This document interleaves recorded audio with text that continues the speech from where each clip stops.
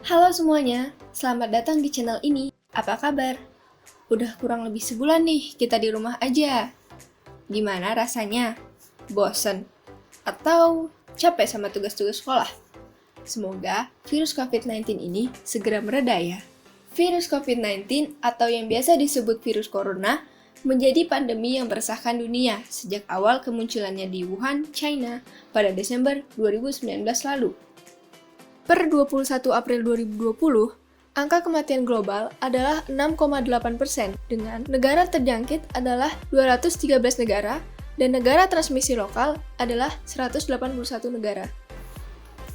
Untuk menekan angka penyebaran virus yang menjangkit manusia dengan droplet ini, pemerintah di berbagai negara mengambil kebijakan untuk menghadapi COVID-19 dengan caranya masing-masing.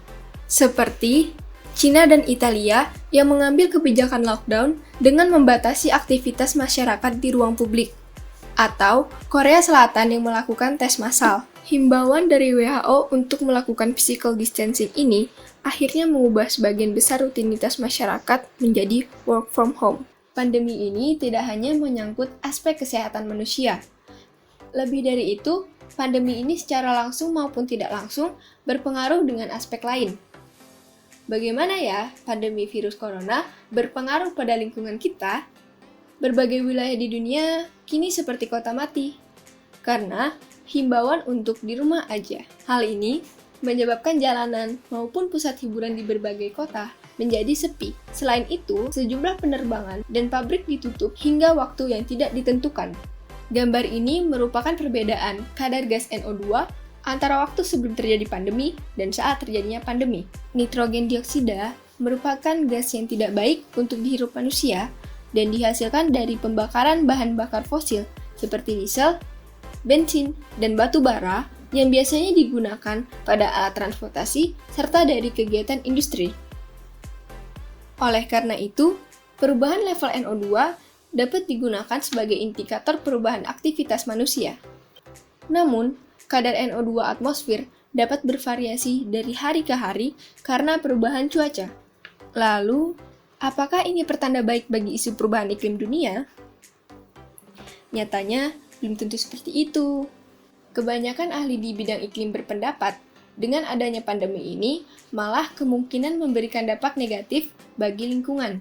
Mewabahnya virus COVID-19 menyebabkan ekonomi dunia menurun, dan ini juga secara tidak langsung terkait dengan penurunan polusi udara. Namun, penurunan polusi ini hanya terjadi sementara saat ekonomi melemah, dan akan kembali meningkat seiring dengan membaiknya ekonomi. Selain itu, investasi aksi iklim akan terhambat dengan ditundanya pertemuan yang membahas tentang perubahan iklim.